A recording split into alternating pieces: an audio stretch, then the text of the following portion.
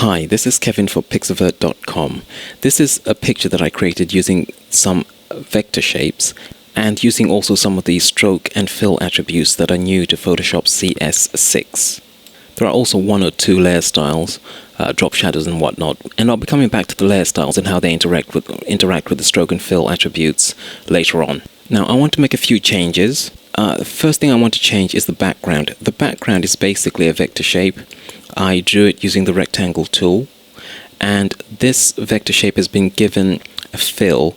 I'm going to click on the background layer and I'm going to edit the fill by going to the path selection tool. I'm going to go to the fill attributes and change the fill attribute using this selector here. You can get rid of the fill, you can choose a color, you can choose a gradient, or you can choose a pattern.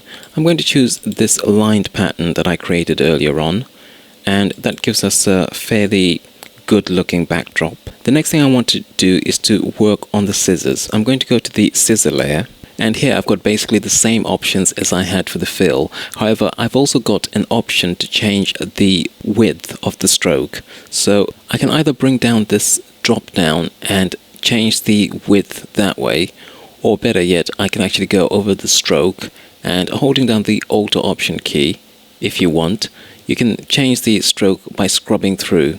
If you hold down the alter option key, it gives you a more fine control over the changes that you make.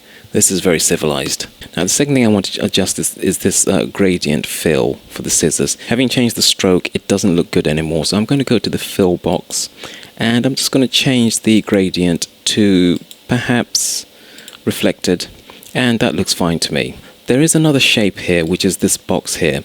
This is another rectangle, and I've given it an interesting border using the stroke attribute. And what I've done is to use a pattern for the stroke, and I've given it this kind of dashed appearance by going to the options for the stroke, which you can find here. I'm going to click on the drop down box.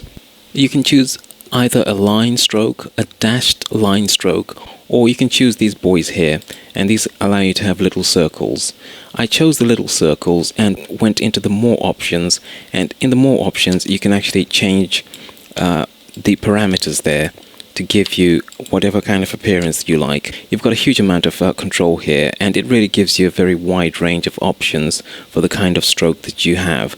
I'm going to cancel out there because I felt that the previous stroke was good, and I'm going to continue with that one. However, on this shape here, we've got this cutout here, which represents the shape that I cut out using my scissors, of course.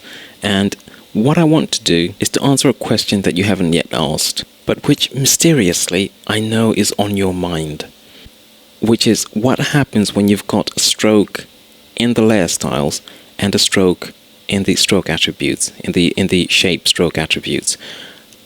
I can answer that question now. So we can actually turn on a stroke in this layer here, and we can see what happens with that stroke. This stroke that I created gives us a kind of a rough edge, giving this little box here a kind of cardboard appearance.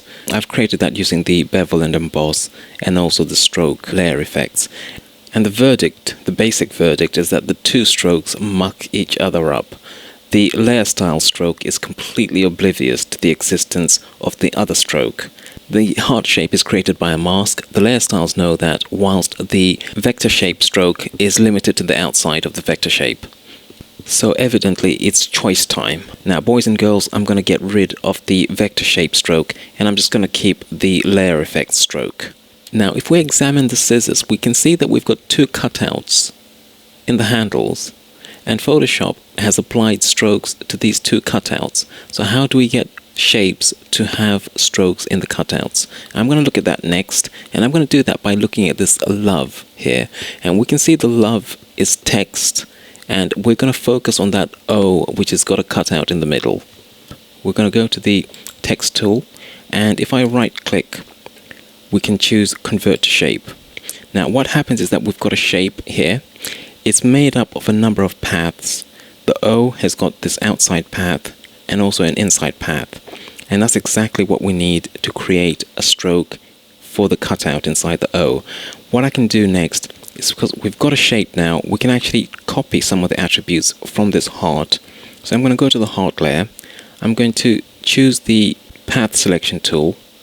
I'm going to right click and choose copy fill, go down to the love layer, and the easiest way to select everything is to click on the layer itself, right click, and I'm going to choose paste fill, and that gives us the same fill as in the heart shape. Back in the heart shape, I'm going to right click and I'm going to choose copy complete stroke, click on the love layer, right click, paste complete stroke, and we've now created, now we've got love lettering ready to cut out with our scissors, and we've got that cut out inside the O, stroked to perfection as it had its own path. You can actually select whether your path is going to be stroked on the inside, in the center, or on the outside. And there are quite a lot of other options that allow you to control with finesse the appearance of your stroke. Different strokes for different folk in Photoshop CS6.